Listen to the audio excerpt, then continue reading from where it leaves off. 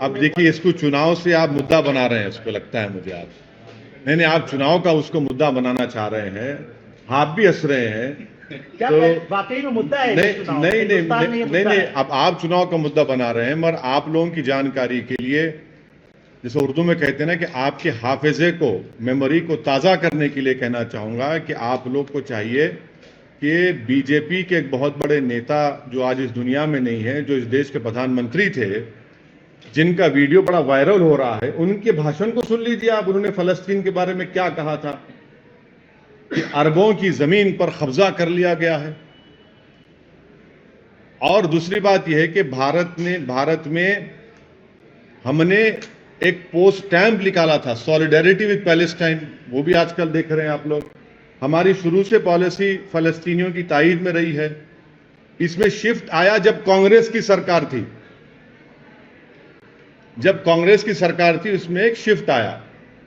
तो ये एक, और फिर पांचवी बात यह है कि ओस्लो एग्रीमेंट हुआ, और ओस्लो एग्रीमेंट में कहा गया था कि वेस्ट बैंक और गाजा में इंडिपेंडेंट पैलेस्टीनियन कंट्री बनाया जाएगा। 5 साल जाके 30 साल हो गए।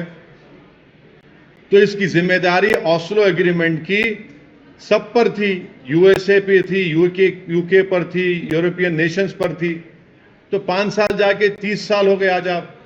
और आपको ये समझना चाहिए कि जो इलीगल सेटलमेंट्स बनाए जा रहे हैं वहां पर ओस्लो एकॉर्ड के खिलाफ, जेनीन रेफ्यूजी कैंप में जाकर आप उनको मारा और पीटा जाता है।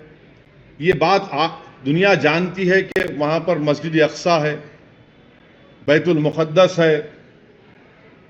ये सब इंपॉर्टेंट चीजें हैं। आपको दुनिया को यह भी समझना चाहिए कि गाजा की जो स्ट्रिप है, आपने तो 16 साल से ब्लॉकेट करके रखा इजराइल ने वहां पर उसको। 16 ईयर्स से ब्लॉकेट है। ओपन एयर प्रिजन है वो। क्या है बताइए अब आप उसका। एक उसका रास्ता था दारुल बला में, आपने पेरीमीटर लगा दिया। 2005 में रास्ता बंद कर दिया आपने। इजराइल ने गाजा एयरपोर्ट को 2001 में बर्बाद कर दिया। करीम अबू सालम एक इलाका है, आपने 2008 में इजराइल ने बंद कर दिया। हाँ, फिर आपका गाजा सिटी का 2010 में आपने उसको बंद कर दिया। बेत हनोन में सिर्फ उन्हीं लोगों को क्रॉस करने दिया जाता है जिसके पास इजरायली का इशूड परमिट्स है।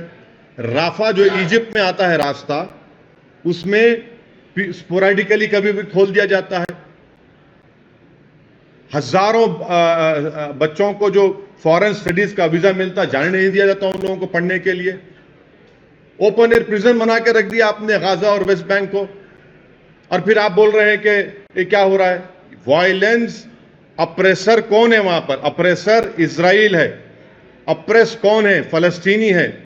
वायलेंस कोई भी करो, हम उसको कंडेम करते हैं, चाहे कोई ऑर्गेनाइजेशन करो या फिर इजरायली गवर्नमेंट करो। और आप एक बात समझिए, 90 साल से फलस्तीनियों को दबाया जा रहा है।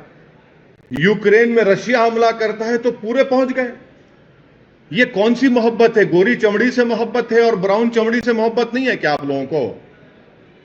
नहीं, सुनिए, यूक्रेन में हमला रशिया ने किया, आप वहां पर पहुंच गए। ये 90 साल से ये लोग हैं भाई। महात्मा गांधी ने क्या कहा था इन लोगों के बारे में, वो भी देख लीजिए आप। तो इस पर इतना ही हमको बोलना है। मुद्दा चुनाव का है, उसको लिमिटेड रखिए।